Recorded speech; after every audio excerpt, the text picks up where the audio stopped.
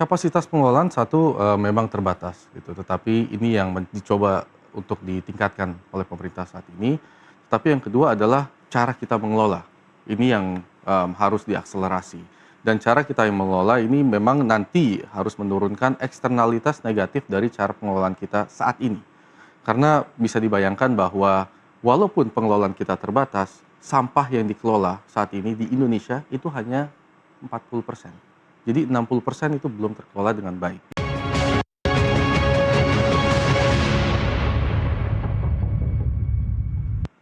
Anda kembali menyaksikan Nusantara Economic Update dalam segmen khusus Green Zone.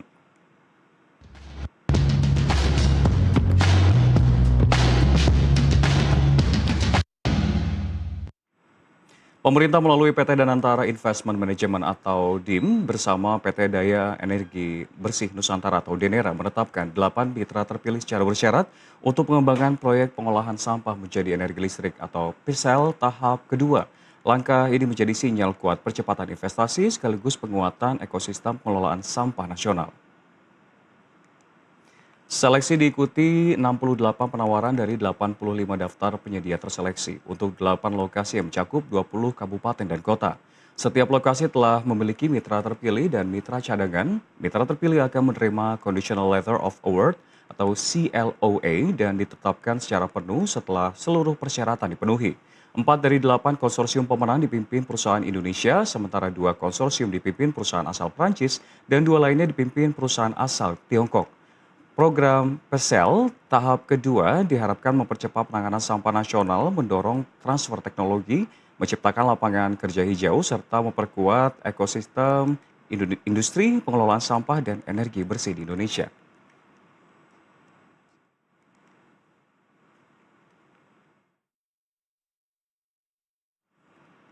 Pemirsa, Indonesia masih menghadapi darurat sampah di berbagai daerah. Dan untuk menjawab tantangan tersebut, Danantara bersama Denera mempercepat pengembangan proyek pengolahan sampah menjadi energi listrik atau PSL atau kita sebut juga PSL.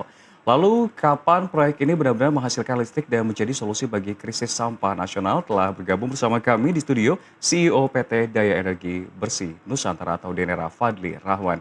Ya, Mas Fadli, terima kasih telah bergabung bersama kami. Terima kasih sudah diundang. Ini menjadi sebuah pertanyaan sebetulnya ketika kita melihat kondisi dari sampah yang ada di Indonesia sehingga melahirkan sebuah prioritas waste to energy. Menurut kacamata Anda, seberapa penting sih sebetulnya proyek ini menjadi sebuah proyek yang strategis di Indonesia? Sangat penting dan sangat strategis. Jadi memang, negara yang maju adalah tentunya negara yang memiliki infrastruktur yang kuat, tetapi juga harus bersih dan nyaman. Jadi masyarakat harus bisa hidup dengan nyaman, harus bisa hidup di lingkungan yang memang bersih. Permasalahannya di Indonesia, masalah sampah itu bukan masalah masa depan, tetapi masalah hari ini. Dan ini, kita sudah memang mencap diri kita, masuk ke darurat sampah. Jadi ini memang betul-betul sangat mendesak dan harus menjadikan program strategis. Iya, lalu kalau kita melihat sebetulnya jika dibandingkan dengan head to head proyek infrastruktur lainnya, proyek strategis lainnya, menurut kacamata Anda ini memang sebuah hal yang sangat penting kah? Kalau memang kita mengingat data Kementerian LH sendiri kan sebetulnya Indonesia disebut-sebut menghasilkan lebih dari 56 juta ton sampah setiap Betul, tahunnya. betul. Dan apakah Anda setuju memang kapasitas pengelolaannya ini masih terbatas? Kapasitas pengelolaan satu, memang terbatas gitu, tetapi ini yang dicoba untuk ditingkatkan oleh pemerintah saat ini. Tetapi yang kedua adalah cara kita mengelola. Ini yang, harus diakselerasi. Dan cara kita yang mengelola ini memang nanti harus menurunkan eksternalitas negatif dari cara pengelolaan kita saat ini. Karena bisa dibayangkan bahwa walaupun pengelolaan kita terbatas, sampah yang dikelola saat ini di Indonesia itu hanya 40%. Jadi 60% itu belum terkelola dengan baik. Hmm. Bayangkan kalau memang 60% sudah terkelola, maka jumlahnya sendiri yang masuk ke tahap pengelolaan atau infrastruktur itu akan meningkat. Jadi kita harus menyiapkan infrastruktur pengelolaan sampah dari saat ini. Lalu kalau berbicara mengenai target sendiri, sebetulnya seperti apa? Baik dari Danantara atau Denera sendiri? Ya, tentunya, kita harus menjalankan semua program, pengelolaan sampah yang ada, ya dalam hal ini berbasis PSL, di mana kita targetkan ada di lebih dari 30 lokasi atau 30 titik.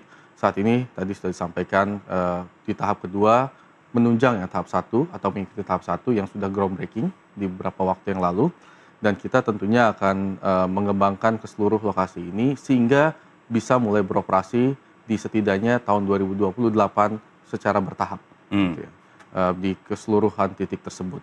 Itu adalah target salah satunya. Dan tentunya kita percaya bahwa PSEL atau Waste to Energy ini merupakan katalis dari pengelolaan sampah yang lebih terintegrasi. Jadi kalau memang kita bisa membangun sesuatu di hilir, maka hulunya pun akan berubah. Artinya cara kita mengelola sampah dari hulu ke hilir ini akan bertransformasi. Anda telah mengatakan terkait dengan timeline-nya seperti apa. Lalu yang jadi pertanyaan sebetulnya ketika masyarakat melihat sebuah proyek strategis, proyek prioritas, mereka bertanya-tanya sebetulnya kapan nantinya bisa dirasakan dan dilihat secara fisik oleh masyarakat. Untuk menjawab hal tersebut seperti apa? 2028 sudah akan bisa 2028 juga dilihat. Anda memastikan? Ya, ya, dan tentunya saya rasa ini kita sama-sama saling mengawal program strategis ini.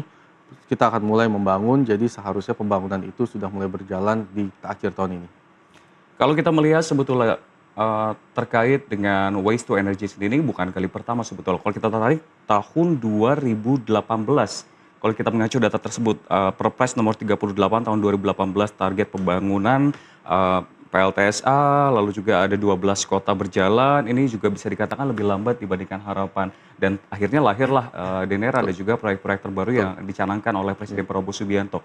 Jika kita mencacah hambatan pada saat sebelumnya, itu menjadi PR dari pemerintah saat ini seperti apa? Ya sebenarnya saya revisi sedikit ya, itu Perpres 35 tahun 2018 yang memang saat itu sudah ditentukan beberapa lokasinya. Perbedaannya yang sangat signifikan dibandingkan dengan Perpres 109 2025 yang menjadi basis dasar regulasi kita bergerak saat ini adalah nomor 1. Semua koordinasi saat ini tersentralisasi. Jadi kalau sebelumnya itu tersebar di masing-masing lokasi. Saat ini semua koordinasi dari awal sampai akhir itu tersentralisasi dan dimonitor secara ketat. Yang nomor kedua tentunya ada aspek komersialitas yang sudah jauh diperbaiki sehingga kita bisa lihat peningkatan minat gitu dari satu tahap ke tahap lainnya. Di tahap 1 kami membuka ruang untuk prekualifikasi, ada 24 yang lolos prekualifikasi, di tahap kedua ada 85. Artinya ini meningkat secara signifikan, yang mengartikan bahwa keberminatan investor itu sudah tinggi gitu dengan adanya perubahan dari Perpres ini. Dan yang ketiga, dengan adanya keterlibatan dari kepanjangan tangan pemerintah dalam hal ini adalah Danantara dan Denera, ini membantu investor-investor dari luar yang memang memiliki teknologi untuk bisa sama-sama menginvestasikan teknologi tersebut dan menerapkan teknologi tersebut di sini. Itu sehingga kita bisa lihat bahwa kalau kita berbicara Perpres sebelumnya, itu hanya ada beberapa lokasi, mungkin mohon maaf hanya ada 2 atau 3 lokasi yang berjalan. Saat ini dalam rentang waktu sangat singkat itu sudah ada 11 lokasi yang mencakup lebih dari 20 kabupaten kota. 20 kabupaten dan kota, dan ini sendiri memang terbagi menjadi 2 tahap, tahap pertama dan tahap kedua sendiri. Betul. Lalu kalau kita lihat sebetulnya penentuan instrumen penilaian kenapa akhirnya kota-kota tersebut dibangun dan juga menjadi sebuah prioritas, apakah memang dikarenakan sampah-sampah yang menumpuk di sana menggulung atau mungkin ada sejumlah instrumen penilaian lain sehingga akhirnya investasi bisa masuk ke sana? Nomor 1 tentunya sudah ditentukan bahwa lokasi-lokasi tersebut memang sudah mengalami kedaruratan sampah yang tinggi. Gitu. Jadi ini adalah indikator yang pertama. Yang kedua, bahwa kesiapan dari lokasi sendiri dan kesiapan dari perangkat pemerintah atau daerahnya tersebut sendiri. Dalam hal ini suplai sampahnya memang sangat tinggi. Karena berdasarkan basis regulasi itu di atas 1.000 ton per hari. Dan tentunya sifat yang terkait dengan ketersediaan lahan, infrastruktur penunjangnya itu memang sudah siap. Jadi saat lokasi-lokasi tersebut memang sudah siap untuk dibangun oleh PSEL, pemerintah daerah terkait akan menyampaikan minat dan kesiapannya untuk dijalankan PSEL sebelum dilanjutkan verifikasi oleh kementerian terkait seperti Kementerian Lingkungan Hidup dan juga Kementerian Pangan. Lalu dengan berkaca dari periode sebelumnya dan juga pembangunan saat ini, hambatan yang berbeda ditemukankah pada saat pembangunan kali ini? Pasti. Hambatan pasti selalu ada. Dan saya rasa hambatannya mungkin kurang lebih kalau dari tahap pembangunan itu akan sama. Tetapi lebih dalam hal kita melihat solusi apa yang memang sudah didapatkan pada saat ini. Kita bisa lihat persiapan hingga ke tahap pembangunan itu sudah sangat berbeda. Itu di mana saat ini dengan adanya keterlibatan pemerintah pusat dan kepanjangan tangannya dalam hal ini Danantara, ini akan membantu proses-proses persiapan konstruksi, termasuk beberapa perizinan yang memang dibutuhkan. Baik, Pak Fadli, kita akan lanjutkan lebih dalam nanti usai jeda. Jadi pemirsa tetaplah bersama kami karena kami akan segera kembali.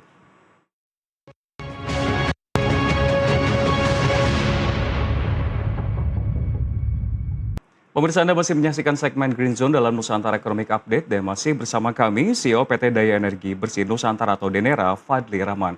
Pak Fadli, kalau kita melihat sebetulnya ketika pertama kali diimplementasikan lewat Perpres di tahun 2018 dan kali ini, apa yang membedakan selain dari hambatan tadi kita membahas soal regulasi, komunikasinya seperti apa. Tapi kalau dari internal sendiri, teknologi yang digunakan apakah itu juga cukup berbeda?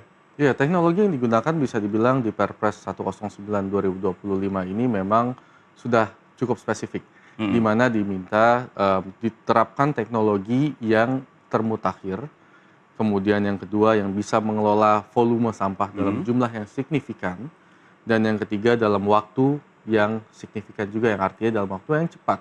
Nah, ini kita harus melihat bahwa sampah teknologi ini harus bisa mengelola kondisi sampah di Indonesia yang cenderung basah, yang cenderung tidak terpilah dan bercampur gitu. Walaupun memang kita sedang mengusahakan program pemilahan yang patut diapresiasi dan didukung, yang akan membantu teknologi apapun itu, termasuk teknologi moving grade incinerator atau kita bisa bilang insinerasi yang tanpa polusi dan rendah emisi gitu. Jadi ini adalah teknologi yang sudah kita pilih, yang memastikan bahwa memang ini betul-betul teknologi yang ramah lingkungan dan bisa menampung dan mengolah jenis sampah yang Indonesia miliki. Lalu kalau yang menjadi pertanyaan sebetulnya ketika membahas soal pengolahan sampah, itu bukan hanya menghilangkan atau mengeliminasi sampah, namun yang menarik dari proyek dari pemerintah kali ini adalah menghasilkan listrik. Outputnya seperti apa? Otomatis berarti akan ada dampak ekonomi. Mungkin penegasan kembali kepada pemerintah seperti apa sebetulnya? Apakah itu bisa dikatakan hanya pembicaraan manis semata atau memang ada timeline dan juga bukti nyata yang bisa kita lihat nantinya? Pasti. Kalau bukti nyata itu dari awal sudah ada beberapa, di mana dengan adanya program ini akan ada investasi dari luar negeri ke Indonesia. Jadi ada foreign direct investment atau investasi ke Indonesia. Yang kedua, investasi ini tentunya akan menciptakan lapangan pekerjaan untuk proyeknya itu sendiri maupun untuk proyek-proyek atau program-program penunjangnya yang terkait dengan rantai pasok dari proyeknya itu sendiri. Dan ini jumlahnya nggak main-main. Satu lokasi aja mungkin itu bisa menciptakan 3.000 sampai 5.000 gitu. Baik itu dari proyeknya maupun penunjangnya dalam tahap konstruksi maupun operasional. Dan dampak yang ketiga tentunya dampak lingkungan, di mana kita bisa melihat dengan adanya pengolahan sampah secara langsung, artinya sampah tidak terbuang dengan sembarangan atau tidak terbuang ke TPA. Nah, ini tentunya ada dampak eksternalitas secara positif yang bisa di-capture. Jadi tidak ada emisi, tidak ada resiko terhadap kesehatan, tidak ada resiko terhadap kehidupan lain. Karena kita lihat kemarin ada misalkan di beberapa TPA mengalami kebakaran. Gitu. Nah, ini dampaknya cukup masif, di mana kita hitung-hitung bersama dengan konsultan independen, 1.000 ton aja, by the way Indonesia kan sekarang kan mengolah 140.000 ton per hari, gitu. Atau menghasilkan sampah 140.000 ton per hari. Kalau kita olah 1.000 tonnya aja, itu bisa menghasilkan dampak setinggi 14 triliun, sebesar 14 triliun rupiah. Ya, ini sangat signifikan. Jadi selain tadi ada dampak investasi yang secara positif, kemudian juga penciptaan lapangan kerja yang ada multiplikasinya juga, yang bisa menciptakan lapangan pekerjaan lainnya, itu dan atau usaha sampingan lainnya, kita juga bisa mendapatkan dampak yang positif dari eksternalitas tersebut. Itu di sisi keekonomian. Inilah yang disebut circular economy ya? Ini yang disebut circular economy. Betul sekali. Lalu saya tertarik dengan pernyataan Mas Fadli terkait dengan investasi. Investasi yang masuk. No matter what happens, sebetulnya investasi dibutuhkan agar proyek strategis ini bisa berjalan dengan cepat dan sesuai dengan timeline. Yang menjadi pertanyaan sebetulnya, kalau untuk membangun waste to energy ecosystem di Indonesia secara nasional, atau mungkin proyek yang saat ini pun juga dipegang baik tahap 1 atau tahap 2, secara menyeluruh sebetulnya kita butuh investasi nilainya seperti apa, seberapa besar sebetulnya? Iya, jadi kalau kita lihat per lokasi itu investasinya sekitar 2,5 sampai 3 triliun rupiah. Ya, artinya kalau memang kita mau membangun di 30 lokasi, maka itu akan menarik investasi sebesar 90-an triliun. Nah, cuma perlu diperhatikan bahwa ini hanya investasi untuk lokasi tersebut. Pasti banyak akan menghasilkan juga daya tarik untuk investasi di sektor penunjangnya, Hmm. ya. Dan kita, tentunya melihat bahwa ini ada kombinasi antara penggunaan dana dalam negeri dan luar negeri, yang artinya dampak multiplikasinya itu akan jauh lebih besar lagi. Lalu terkait dengan daya tarik Indonesia atau mungkin secara spesifik kita berbicara soal waste to energy bagi investor, dari kacamata Anda seperti apa? Mungkin banyak yang menilai bahwa waste to energy ini tidak begitu dilirik oleh investor karena keekonomiannya, belum lagi ekosistem di Indonesia seperti apa? Tanggapan Anda? Ya, dengan, sekali lagi, dengan adanya, program Perpres dari 109 ini yang nomor satu kita melihat bahwa waste to energy Indonesia adalah program waste to energy terbesar di dunia Hmm. saat ini. Di dunia itu sudah ada 3.100, moving grade incinerator atau teknologi incinerasi yang memang rendah emisi dan tanpa polusi. Jadi ini udah teknologi yang sangat umum. Tetapi mereka sudah kembangkan dari tahun 1970-an, 80-an dan teknologinya pun terus berkembang. Hmm. Yang kalau kita implementasi untuk Indonesia, maka saat ini tentunya akan menghasilkan daya tarik yang signifikan. Waste to energy terbesar di dunia saat ini platformnya. Dan yang kedua, tadi saya sudah sampaikan juga bahwa eh, keberminatan investasi itu meningkat dari satu tahap ke tahap lainnya, gitu, dari satu tahap ke tahap berikutnya. Kita lihat ada 24 ke 85, jumlah aplikasinya pun sampai kita hasilkan ke 8 pemenang kemarin, itu ada 68 aplikasi. Jadi bayangkan dari 68 hanya sekitar 12 atau 13% yang bisa terpilih untuk bisa, berkontribusi di masing-masing dari ke-8 lokasi tersebut. Kalau kita bahas lebih luas lagi atau mungkin bisa lebih rinci juga, tadi Anda menyatakan bahwa memang banyak investor yang tertarik untuk tahap kedua ini dan meningkat dibandingkan tahap pertama. Betul. Betul. Lalu mungkin apakah ada pembaruan-pembaruan lain seperti perusahaan teknologi yang digandeng untuk tahap kedua ini atau mungkin bekerjasama dengan negara-negara lain sebagai mitra? Ya, sangat sangat ada pembaruan. Jadi tentunya kita selalu belajar dari, tahap satu bagaimana kita merancang tahap kedua yang lebih efisien dan tentunya lebih menarik investor. Tahap satu ada 3 kandidat, 3 lokasi atau 3 negara yang terlibat. Tiongkok sudah pasti, karena mereka memang juga yang terbesar secara waste to energy di dunia. Kemudian ada dari Jepang dan ada dari Perancis, gitu. Di tahap kedua, itu jumlahnya meningkat, termasuk dari jumlah negara juga. Ada yang membanggakan itu dari perusahaan-perusahaan lokal. Hmm. Itu sudah mulai, untuk berani Hmm. melakukan investasi di tahap kedua ini, dan kita lihat dari 8 lokasi akhirnya 50% atau 4 lokasi terpilih, yang di-lead oleh perusahaan lokal. Itu dari Indonesia. Jumlah dari negara lain seperti Korea Selatan, dan juga India dan Singapura juga ikut terlibat gitu, dan bahkan termasuk dari Belanda.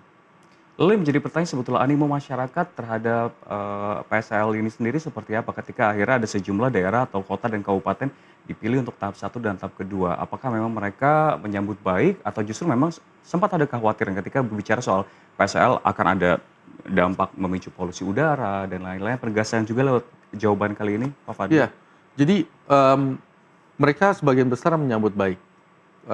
Kekhawatiran pasti ada, tapi itu merupakan tugas kita bersama untuk menginformasikan, bahwa ini adalah teknologi yang tanpa polusi dan sangat-sangat rendah emisi dan bisa, menjadi solusi jangka panjang dari permasalahan sampah dan kedaruratan sampah di Indonesia, termasuk di masing-masing lokasi yang memang kita bangun. Jadi ini adalah tugas kita bersama, bahwa, teknologi ini memang teknologi paling tepat, Hmm. gitu. Dan yang kedua, salah satu solusinya juga tentunya kita akan mencoba untuk membuka ruang-ruang publik di lokasi pengelolaan sampah itu sendiri. Jadi bayangkan kalau ke depannya, tempat pembuangan akhir seperti Bantar Gebang Hmm. yang ada di Jakarta, seperti Suwung yang ada di Bali, seperti Galuga yang ada di Bogor, itu justru menjadi tempat kita bercengkrama. Tempat, kita, meluangkan waktu bersama keluarga dan juga sama, orang-orang terdekat kita. Ini yang akan kita bangun. Jadi lokasi tersebut tidak hanya mengelola sampah, tetapi ada eco-park, Hmm. tetapi ada juga, ruang, sentral edukasi, ada kafe-kafe, dan lain sebagainya yang menggambarkan bahwa lokasi tersebut aman. Hmm. lokasi tersebut tanpa polusi, dan pastinya kita akan membuat dashboard yang menggambarkan emisinya itu seperti apa. Gitu. Kita menggunakan standar emisi Eropa yang mungkin untuk di beberapa lokasi, mohon maaf, kalau ada lokasi yang memang polusinya itu tinggi, maka asap atau apapun yang dikeluarkan yang termasuk emisi dari PSL ini itu justru lebih bersih daripada udara sekitar. Itu yang kita target. Penegasan kembali berarti itu tandanya bukan hanya dampak ekonomi namun dampak sosial pun juga turut dihadirkan dari PSL ini sendiri. Lalu terkait dengan kembali ke dampak ekonominya, ini banyak yang bertanya soal menghasilkan listrik. Apakah dari pemerintah atau Presiden Prabowo Subianto juga ada sejumlah target terkait dengan listrik yang dihasilkan lewat masing-masing proyek ini? Tujuan utamanya adalah pengelolaan sampah. Gitu. Jadi tujuan utamanya pengelolaan sampah, di mana kita ditargetkan untuk mengelola 20% dari total sampah Indonesia yang sebanyak 140.000 ton per hari atau lebih dari 50 juta ton per tahun. Gitu. Listrik itu adalah produk sampingan yang akan membantu untuk bisa melakukan pengelolaan sampah tersebut. Jadi targetnya itu bukan target jumlah listrik yang dihasilkan per se, tetapi justru mengelola sampah. Walaupun kalau kita mencoba mengkalkulasi, ya kurang lebih dengan 20% tadi di 30 lokasi, maka itu akan menghasilkan sekitar 700 megawatt. Sangat kecil dibandingkan dengan konstelasi listrik Indonesia. Dan kalau kita berbicara soal potensi ekonomi sirkular, ini kan sebetulnya bukan cuma listrik. Kalau kita berkaca terhadap negara lain, sebetulnya ada yang namanya produksi RDF, biometan, material daur ulang lainnya, hingga carbon credit. Untuk Indonesia sendiri seperti apa proyek ini? Ya, sudah pasti PSL ini ditargetkan akan menghasilkan carbon credit, gitu ya, untuk membantu keekonomian dan juga operasional. Tetapi kalau tadi saya sampaikan bahwa sampah Indonesia itu sangat banyak, tidak, PSL itu bukan satu-satunya solusi, tetapi merupakan rangkaian salah satu dari banyak solusi. Dan ini akan bisa membantu untuk mengolah 20% sampah Indonesia. Solusi-solusi lainnya dibutuhkan, termasuk pemilahan, termasuk mungkin RDF, termasuk teknologi-teknologi lain, baik skala kecil, skala menengah, maupun bisa dibilang skala yang cukup besar untuk membantu mengolah sampah di Indonesia. Baik, jawabannya sangat menarik sekali dan tentu kita melihat seperti apa sebetulnya hasil-hasil yang bisa dilakukan oleh salah satu proyek strategis dan juga prioritas dari Presiden Prabowo Subianto. Terima kasih telah bergabung bersama kami. Pemirsa, tadi kita telah melihat seperti apa dialog bersama CEO PT Daya Energi Bersih Nusantara Dinera, Fadli Rahman. Sehat dan sukses selalu, Pak. Sama-sama. Terima kasih. Dan pemirsa, kami akan kembali usai jeda dengan informasi menarik lainnya. Tetaplah bersama kami.